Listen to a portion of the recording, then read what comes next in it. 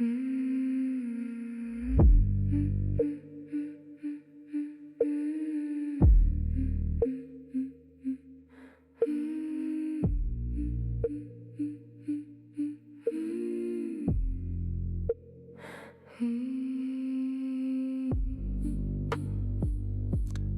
l'an 1132, dans un couvent du nord de la France, une femme écrivit une lettre à un homme qu'elle n'avait pas vu depuis 15 ans. Elle lui confia, dans un latin d'une simplicité désarmante, que Dieu savait qu'elle n'avait jamais recherché en lui autre chose que lui-même. Elle le voulait lui, rien de ce qui lui appartenait. Pendant près de 20 ans, le monde avait tout fait pour les séparer, et y était largement parvenu. La lettre, elle, a survécu. Aujourd'hui, nous allons suivre 4 couples à travers 9 siècles et 4 continents, qui ont payé de leur corps ou de leur vie, perdu leur trône ou gagné la solitude, parce qu'ils ont refusé d'écouter lorsque le monde leur disait qu'ils n'avaient pas le droit de s'aimer. Moi, c'est Risto, simplement passionné d'histoire. C'est la version francophone de mon podcast ici. On apprend un petit peu et on avance ensemble. L'histoire bégaye, il y a toujours quelqu'un qui en garde la trace. Un philosophe français et son élève adolescente séparés de façon pour le moins dramatique. Une Chinoise étranglée avec un cordon de soie sur l'ordre de l'empereur dont elle était la favorite. Une noble de Galice assassinée sur ordre de son beau-père roi, puis ramenée des années plus tard de façon posthume sur le trône. Et un ménage américain arrêté dans le lit conjugal à 2h du matin, 5 semaines après le mariage. Et c'était précisément ce mariage qui constituait leur crime. Commençons à Paris vers l'année 1115. L'homme s'appelait Pierre Abélard. À 36 ans, il était déjà le professeur de philosophie le plus célèbre d'Europe. Des étudiants venaient d'Angleterre, d'Allemagne et d'Italie pour l'entendre enseigner à l'école cathédrale de Notre-Dame. Brillant, vaniteux, éloquent, et selon ses propres aveux plus tardifs, de plus en plus lassé du célibat.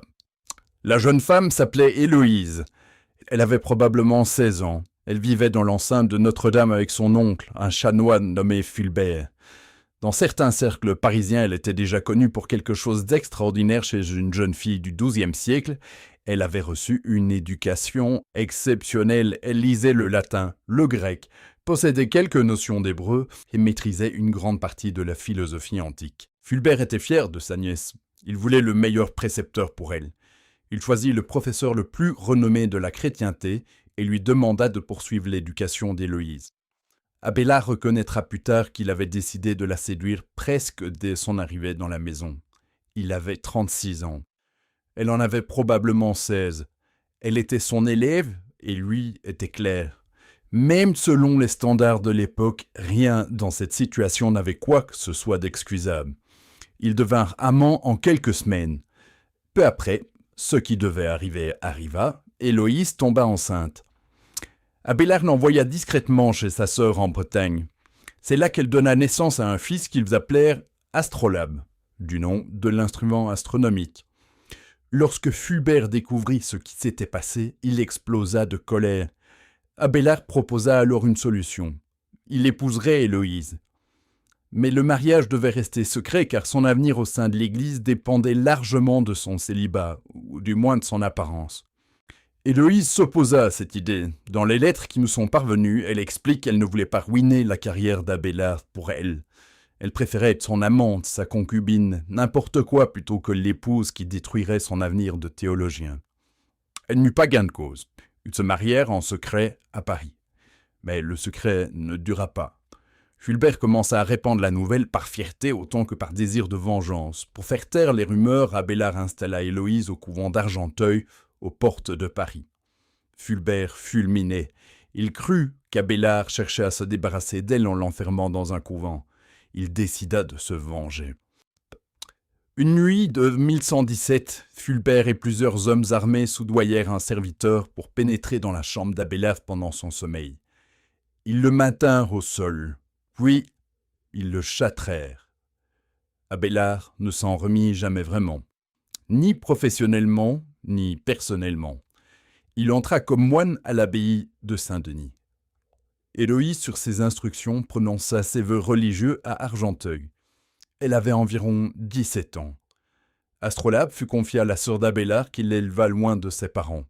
Puis, en 1132, 15 ans après la mutilation, Abélard rédigea une longue lettre autobiographique destinée à un ami. Il y racontait ses malheurs. La lettre circula. Une copie finit par parvenir à Héloïse. Entre-temps, elle était devenue abbesse d'un couvent respecté, le Paraclet, fondé justement par Abélard lui-même. Alors elle lui répondit.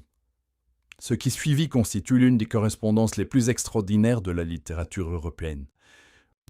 À 32 ans, Héloïse écrivit à Abélard qu'elle avait passé 15 années à pratiquer une piété qu'elle ne ressentait pas vraiment. Elle dirigeait un couvent en son nom, récitait les offices avec ses lèvres, mais son esprit retournait aux nuits qu'ils avaient partagées. « Dieu sait, écrivait-elle, que je n'ai jamais recherché en toi autre chose que toi-même. Je te voulais toi, rien de ce qui était à toi. » Elle lui avoua quand même que pendant la messe, au moment le plus sacré de la liturgie, ses pensées revenaient vers lui. Dans ces mêmes lettres, elle formule également certaines des critiques les plus remarquables jamais écrites par une femme médiévale sur la vie monastique. Les réponses d'Abélard furent plus froides. À ce stade de sa vie, il considérait sa castration comme un juste châtiment pour ses fautes. Il tenta de transformer l'amour terrestre d'Héloïse en amour spirituel. Nous ignorons si elle accepta réellement cette vision. Ce que nous savons en revanche, c'est qu'elle dirigea le Paraclet avec un talent exceptionnel jusqu'à sa mort, en 1163 ou 1164. Elle atteignit un niveau d'autorité religieuse presque sans précédent pour une femme de son siècle. Abélard lui mourut en 1142. Donc Héloïse lui survécut d'environ 21 ans. Conformément à ses volontés, elle fut enterrée auprès de lui au Paraclet. En 1817, leurs dépouilles furent transférées ensemble au cimetière du Père-Lachaise à Paris. Elles s'y trouvent encore aujourd'hui. Et il arrive toujours que des visiteurs déposent des lettres sur leur tombe. Nous faisons maintenant un bond de 6 siècles et d'un continent vers l'Est. Direction la cour de la dynastie Tang à Chang'an vers l'an 740. L'empereur s'appelait Xuanzong, excusez-moi pour la prononciation. À 55 ans, il régnait depuis près de 30 ans. Dans sa jeunesse, il avait été l'un des plus grands souverains de l'histoire chinoise. Réformateur, protecteur des poètes et bâtisseur d'un État stable et prospère. Vers 740, son intérêt pour le gouvernement commençait cependant à faiblir. La jeune femme, elle s'appelait Yang Yuan. Elle avait 21 ans. Elle était déjà mariée à l'un des fils de l'empereur. Xuanzong la remarqua lors d'une cérémonie familiale. Selon la formule diplomatique des chroniques chinoises, il fut immédiatement séduit. Dans les années qui suivirent, son mariage fut discrètement dissous. Elle passa quelque temps dans un couvent taoïste. C'était une méthode couramment utilisée pour mettre fin à une union sans provoquer de scandale. Puis, en 745, à l'âge de 26 ans, elle entra officiellement au palais impérial. Elle reçut le titre de Guifei, le plus haut rang qu'une favorite pouvait atteindre sans devenir impératrice. Aucune source ne lui attribue une ambition politique particulière. Elle était, selon les témoignages, intelligente, cultivée, excellente musicienne et danseuse. On dit qu'elle appréciait particulièrement les litchis, à tel point que l'empereur faisait acheminer ce fruit depuis le Lingnan, à plus de 2000 km au sud, grâce à un relais de cavaliers chargé de le livrer avant qu'il ne perde sa fraîcheur. Les historiens des générations suivantes la présentèrent souvent comme la plus belle femme de l'histoire chinoise, ce qui annonçait en fait la catastrophe qui suivit. Elle, ce qui devait la détruire, c'est la politique. Une fois installée au cœur du palais, sa famille accéda elle aussi au centre du pouvoir. Son cousin, Yang Guozhong, devint chancelier de l'Empire, la fonction la plus puissante après celle de l'empereur. La plupart des sources contemporaines le jugent corrompu, incompétent et profondément hostile à l'homme le plus important de l'armée impériale, Han Lushan. Celui-ci était général d'origine partiellement sogdienne et turque, et il commandait des troupes parmi les meilleures de l'Empire. Il avait même été adopté symboliquement par Yang Yuan comme fils adoptif au cours d'une étrange cérémonie de cour. Détail singulier pour un fils, fût-il adoptif, il était plus âgé qu'elle. Les tensions entre Han Lushan et Yang Guozhong ne cessèrent de s'aggraver. Puis, en décembre 755, tout explosa. Han Lushan se révolta. Ses armées avançaient rapidement. En quelques mois, elles s'emparèrent de Liuling. À l'été 756, elles marchaient déjà vers Chang'an. La nuit du 13 juin 756, l'empereur quitta la capitale sous couvert de l'obscurité. Il prit la route de l'ouest, vers les montagnes du Sichuan. La cour impériale l'accompagnait. L'armée aussi. Mais les soldats étaient furieux. Ils accusaient la famille Yang d'être responsable du désastre. responsable de la corruption, responsable de la rébellion, responsable de la perte de la capitale, responsable de leur faim, de leur fatigue et de leur humiliation. 2 jours plus tard, à une station postale appelée Ma Wei, à une centaine de kilomètres de Chang'an, la situation bascula. Les gardes impériaux se mutinèrent. Ils assassinèrent le cousin Yang Wozhong, puis annoncèrent qu'ils ne poursuivraient pas la route tant que la belle Yang Yuan serait encore en vie. Wang Zhong tenta de résister. L'armée refusa de bouger. Aimait-elle réellement l'empereur? La question est débattue depuis plus de 12 siècles. La réponse traditionnelle est généralement affirmative. Les récits qui nous sont parvenus, ainsi que le fait qu'elle choisit de l'accompagner dans sa fuite plutôt que de rester en sécurité derrière les murs du palais, semblent aller dans ce sens. Mais il existe une autre réalité difficile à ignorer. Lorsqu'un homme a déjà le pouvoir de vous retirer à votre mari, qui se trouve être accessoirement son propre fils, la question de savoir si vous êtes libre de refuser devient largement rhétorique. Finalement, l'empereur céda à la pression. Il chargea son fidèle eunuque, Gao Lishi, d'exécuter la décision. Yang Yuan fut conduite dans un petit sanctuaire bouddhique près de la route. Elle avait 37 ans. Là, Gao Lishi l'étrangla avec un cordon de soie.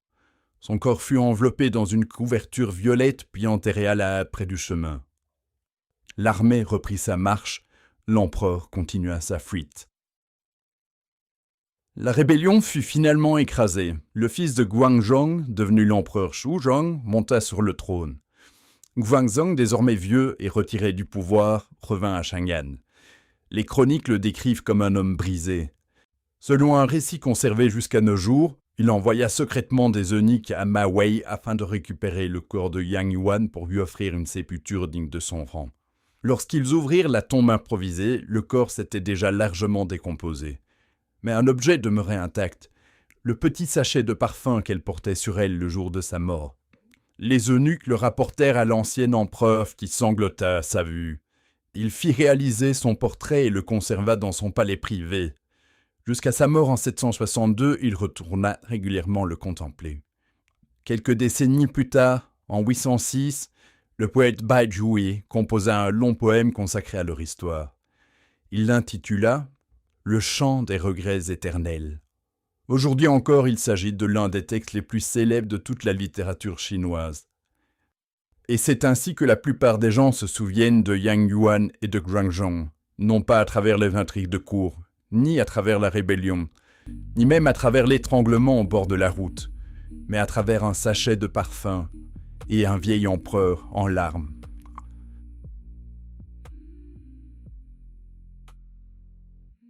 Six siècles plus tard, sur la péninsule ibérique, une autre cour royale se déchirait à cause d'une histoire d'amour. Nous sommes au Portugal avec Pierre, fils et héritier du roi Alphonse IV. En 1340, à l'âge de 25 ans, il épousa selon les usages diplomatiques Constance de Castille. C'était un mariage politique comme la plupart des mariages royaux de l'époque. Constance arriva au Portugal accompagnée de sa suite. Parmi ces dames de compagnie se trouvait une jeune noble galicienne du même âge qu'elle. Elle s'appelait Inès de Castro. Inès était la fille illégitime d'un puissant seigneur galicien. Belle, intelligente, parfaitement introduite dans les réseaux de la noblesse castillane. Pierre tomba amoureux d'elle presque immédiatement, et Constance se vit progressivement reléguée à l'arrière-plan. En 1345, elle mourut en couche, laissant derrière elle un jeune fils. Pierre, veuf, ne fit guère d'efforts pour dissimuler son soulagement. Ne devant désormais plus faire semblant, il s'installa ouvertement avec Inès. Ils eurent 4 enfants et vécurent ensemble pendant plus de 10 ans comme une sorte de cour parallèle, lui, le prince héritier, avec sa compagne galicienne, leurs enfants, et autour d'eux un cercle de fidèles qui regardaient de moins en moins vers le roi et de plus en plus vers Pierre. À Lisbonne, l'inquiétude grandissait. 2 questions obsédaient la noblesse portugaise. La première concernait la famille d'Inès. Ses frères étaient devenus les plus proches conseillers de Pierre. Comme Galiciens, ils entretenaient des liens puissants avec la Castille. Et beaucoup de Portugais redoutaient que leur influence ne finisse par entraîner le royaume dans la zone d'influence de son grand voisin. Certains craignaient même la disparition pure et simple de l'indépendance portugaise à terme. La seconde inquiétude touchait à la succession. Les enfants d'Inès étaient nés hors mariage, mais Pierre parlait de plus en plus d'eux comme s'ils étaient parfaitement légitimes. Si quelque chose arrivait à son fils issu de son mariage avec Constance, la couronne risquait de se retrouver au cœur d'une crise dynastique majeure. Puis Pierre alla encore plus loin. En 1354, il se présenta publiquement comme prétendant au trône de Castille en s'appuyant sur les liens familiaux d'Inès. Pour Alphonse IV, c'en était trop. Et le diagnostic de ses conseillers allait dans le même sens. Tant qu'Inès vivrait, Pierre penserait comme un Galicien avant de penser comme un Portugais. Le roi prit sa décision. Le 7 janvier 1355, plusieurs hommes arrivèrent au palais de Santa Clara à Coimbra. Ils étaient envoyés par le roi. Leurs noms nous sont parvenus. Pero Coelho, Álvaro Goncalves, Diogo López Pacheco. Pierre était absent. Inès se trouvait dans les jardins du palais près d'une fontaine avec ses enfants. Les hommes l'emmenèrent à l'écart puis la tuèrent. Les sources ne s'accordent pas sur les détails, certaines parlent d'un coup de poignard, d'autres d'une décapitation. Les enfants, eux, furent épargnés. Lorsque Pierre apprit la nouvelle, il entra dans une rage absolue. Il leva une armée, déclara la guerre à son propre père et plongea le royaume dans une guerre civile. La révolte échoua. Mais 2 ans plus tard, en 1357, Alphonse V mourut de mort naturelle et Pierre monta alors sur le trône. Il était désormais roi du Portugal et il n'avait rien oublié.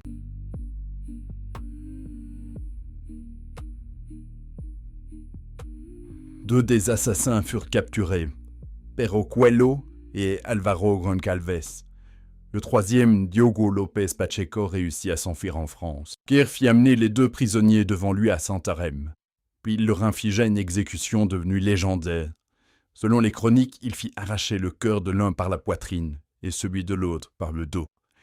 Il aurait même pris son repas pendant l'exécution. L'histoire est difficile à vérifier dans tous ses détails, mais elle a traversé les siècles en étant peu remise en cause.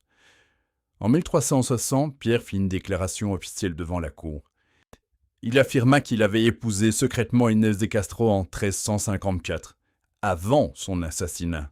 Selon lui, elle n'avait donc jamais été sa maîtresse, mais bien sa femme, sa reine. Le problème était qu'il n'existait pratiquement aucune preuve. Le prêtre qu'il cita comme témoin était mort. Aucun document décisif n'avait survécu. Tout reposait sur sa parole. Un roi possède parfois le pouvoir de transformer une affirmation en réalité politique. À partir de ce moment-là, Inès fut officiellement reconnue comme reine du Portugal. L'année suivante, Pierre entreprit quelque chose d'inouï. 6 ans après son meurtre, il fit exhumer le corps d'Inès. Elle reposait jusque-là dans une tombe relativement simple au couvent de Santa Clara. Le roi ordonna son transfert vers l'abbaye d'Alcobaça. Le voyage prit la forme d'une immense procession funéraire. Des cavaliers ouvraient la marche, des prêtres chantaient. Des cierges éclairaient la route. Le royaume entier semblait accompagner une morte vers son dernier palais. À Alcobaça, Pierre lui fit construire un magnifique sarcophage de pierre blanche. Sur le couvercle, son effigie apparaissait coiffée de la couronne royale, la couronne qu'elle n'avait jamais portée de son vivant. Puis il fit réaliser un second tombeau, pour lui-même, presque identique. Il le plaça directement face à celui d'Inès. Pourquoi ? Parce qu'au jour du jugement dernier, lorsque les morts se relèveraient de leur tombe, la première chose qu'ils verraient serait le visage de l'autre. C'est ici qu'apparaît la légende la plus célèbre. Selon un récit transmis plusieurs générations plus tard, Pierre aurait fait revêtir le corps exhumé d'Inès d'habits royaux. Il l'aurait installé sur un trône, puis aurait ordonné à tous les membres de la cour de s'avancer un à un pour lui baiser la main en signe d'allégeance. Les historiens considèrent généralement cette histoire comme douteuse. Elle n'apparaît dans les sources qu'assez tardivement, mais elle a survécu pendant des siècles, parce qu'elle semble parfaitement correspondre à l'image que les Portugais se sont fait de Pierre. Un homme capable de faire d'un deuil une cérémonie politique, et d'un amour perdu une affaire d'État. Aujourd'hui encore, les 2 tombeaux se font face à Alcobaça. La dernière histoire est la plus récente. Nous quittons le Portugal médiéval pour l'Amérique du XXe siècle. Mais au fond, le propos est toujours le même. Qui a le droit d'aimer qui ? Le 2 juin 1958, un jeune ouvrier du bâtiment de Virginie du nom de Richard Loving prit la route avec sa fiancée enceinte. Direction Washington. Là-bas, ils se marièrent. Richard avait 24 ans. Mildred Jeter en avait 18. Ils avaient grandi ensemble dans le comté de Caroline, en Virginie. Leur famille se connaissait depuis toujours. Richard était blanc, Mildred était d'ascendance afro-américaine et amérindienne. Dans leur communauté de Central Point, cela n'avait jamais semblé particulièrement scandaleux. Les familles blanches, noires et amérindiennes vivaient souvent côte à côte. Pour eux, leur mariage paraissait naturel. Mais le problème n'était pas leur voisinage. Le problème, c'était la loi. Ils s'étaient mariés à Washington pour la raison excellente qu'en Virginie, leur union constituait un crime. Depuis 1924, l'État appliquait une loi appelée le Racial Integrity Act. Cette loi interdisait les mariages entre blancs et non-blancs. Elle allait même plus loin. Elle interdisait à un couple de quitter la Virginie pour se marier ailleurs, puis de revenir vivre dans l'État. Autrement dit, le mariage des Loving était légal à Washington, mais criminel dès qu'ils rentraient chez eux. Nous sommes 5 semaines plus tard, le 11 juillet 1958, vers 2 heures du matin. Suite à une dénonciation anonyme, le shérif du comté Garnet Brooks, accompagné de 2 adjoints, pénètre dans leur maison. Les Loving dorment. Ils sont réveillés par le faisceau d'une lampe torche. Richard indique alors le certificat de mariage accroché au mur de leur chambre, comme preuve qu'ils étaient mariés. Le shérif décroche le document et le saisit comme pièce à conviction. En janvier 1959, le couple plaide coupable. Le juge Léon Basile leur propose un choix. 1 an de prison ou 25 ans d'exil hors de Virginie. Ils choisissent l'exil direction Washington une fois encore. Mais Washington n'était pas leur home sweet home. Ils se languissaient de leur famille, leurs amis, leur campagne, leur vie. Après 5 années passées loin de leur foyer, Mildred décida d'écrire une lettre. Nous sommes en 1963. Elle s'adresse au ministre de la Justice des États-Unis, Robert Kennedy. Elle demande simplement s'il existe un moyen de les aider. Kennedy lui répond. Mais au lieu d'intervenir directement, il l'oriente vers l'American Civil Liberties Union, l'ACLU. 2 jeunes avocats acceptent l'affaire, Bernard Cohen et Philippe Lerchkov. Il commence alors une longue bataille judiciaire, tribunal après tribunal, appel après appel. La Virginie continue de gagner, les Loving continuent de perdre, mais ils refusent d'abandonner. Finalement, l'affaire arrive devant la Cour suprême des États-Unis. Le 10 avril 1967, Richard Loving n'aimait pas parler en public. Il ne faisait jamais de grands discours. Il laisse donc à son avocat un message très simple.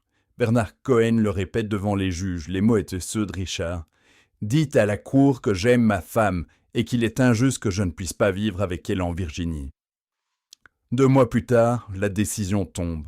Unanime. 9 voix contre 0. Dans l'arrêt Loving contre Virginie, la Cour suprême déclare la loi anticonstitutionnelle. Le président de la Cour, Earl Warren, a écrit que la liberté de se marier constituait l'un des droits fondamentaux nécessaires à la poursuite du bonheur. En une seule décision, les lois interdisant les mariages interraciaux sont annulées dans 16 États américains. Et Loving rentrèrent chez eux. Enfin, Richard construisit une petite maison en parpaing à Central Point. Ils eurent 3 enfants, et les élevèrent dans le même comté où l'État les avait autrefois arrêtés pour avoir partagé le même lit. L'histoire aurait pu se terminer là, mais malheureusement pas. Le 20 juin 1975, les Loving rentrent chez eux après avoir rendu visite à des amis. Un conducteur ivre nommé Wendell Brown brûle un stop et percute leur voiture. Richard est tué sur le coup. Un éclat de pare-brise lui traverse la tête. Il avait 41 ans.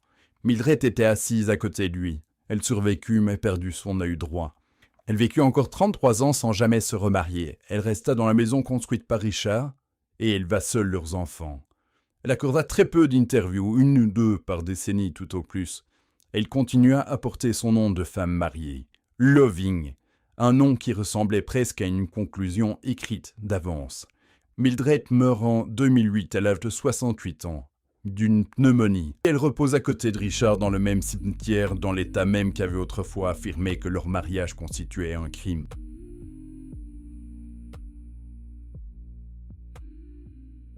En 1132, Héloïse écrivait qu'elle n'avait jamais cherché chez Abélard autre chose qu'Abélard lui-même. Bien avant elle, le poète romain Virgile avait écrit une formule devenue célèbre. « Amor vincit omnia ». L'amour triomphe de tout. Au fil des siècles, cette phrase a été mise à l'épreuve. À Maui, Yang Yuan fut étranglé avec un cordon de soie. À Coimbra, Inès de Castro fut assassinée près d'une fontaine. En Virginie, Richard et Mildred Loving furent arrêtés parce qu'ils étaient mariés. Et 8 ans après leur victoire devant la Cour suprême, Richard mourut dans un accident absurde. Alors non, l'amour ne triomphe pas toujours. Parfois il est étranglé, parfois il est décapité, parfois il est empêché par la loi, parfois il est percuté par un conducteur ivre sur une route de campagne. Mais dans chacun de ces récits, quelque chose a survécu. Quelque chose a duré plus longtemps que les hommes qui cherchaient à l'empêcher. Héloïse et Abella reposent ensemble au Père-Lachaise. Pedro et Inès attendent face à face à Alcobaça depuis près de 7 siècles. Mildred repose à côté de Richard dans une Virginie qui a fini par reconnaître leur droit d'être mariés.